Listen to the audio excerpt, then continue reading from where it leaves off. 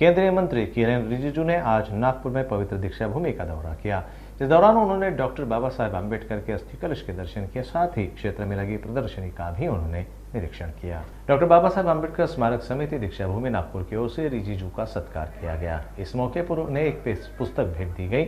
इस मौके पर बोलते हुए रिजिजू ने बताया कि महाराष्ट्र में सभी बौद्धिक धार्मिक स्थलों और डॉक्टर बाबा साहेब आम्बेडकर से संबंधित सामाजिक संगठनों और शैक्षणिक संस्थानों के साथ समन्वय किया जाएगा। प्रधानमंत्री नरेंद्र मोदी के मार्गदर्शन के अनुसार महाराष्ट्र में विशेष रूप से बौद्ध धार्मिक स्थलों को विकसित किया जाएगा और इसके लिए हमने मुंबई में चैत्य भूमि का भी दौरा किया। रिजिजू ने यह भी कहा कि उनकी सरकार डॉक्टर बाबा साहेब आम्बेडकर के प्रेरणा से काम कर रही है और उनके दिखाए रास्ते पर चल रही है।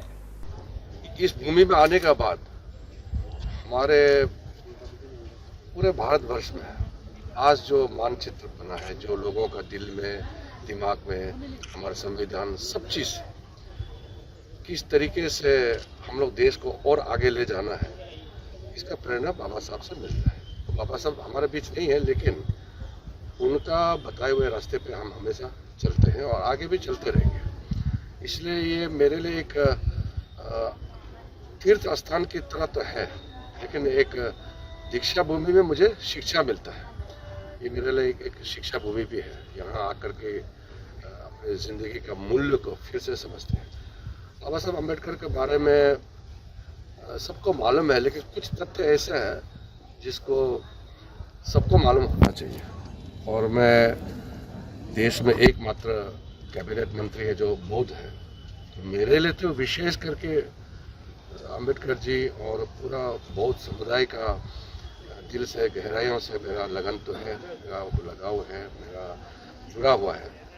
तो मैं जब भी नागपुर आता हूँ तो यहाँ तो मुझे आना ही है।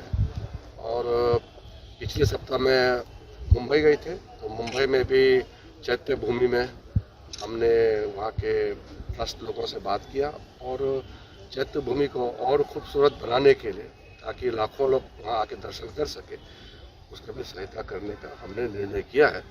हमने अपने मंत्रालय के माध्यम से महाराष्ट्र के अंदर में जितना बौद्ध स्थल है उनको भी राशि मदद करने का निर्णय किया है। प्रधानमंत्री जी ने विशेष करके मुझे कहा कि आप जितना बौद्ध स्थल है उसको आप थोड़ा सा देखना है, और महाराष्ट्र में विशेष करके पूरे जितने भी बाबा साहब से जुड़े हुए स्थल हैं और बौद्ध से जुड़े हुए जितने भी यहाँ प्रतिमाएँ हैं, स्थल हैं और शिक्षण स्थान है, और जितना भी यहाँ NGO से, सबसे भी तालमेल करके काम करना है। तो हम दिल से सिर्फ बाबा साहब को नहीं मानते हैं, बल्कि उनके कर्मों को आगे ले जाने के लिए विशेष ध्यान दे रहा है।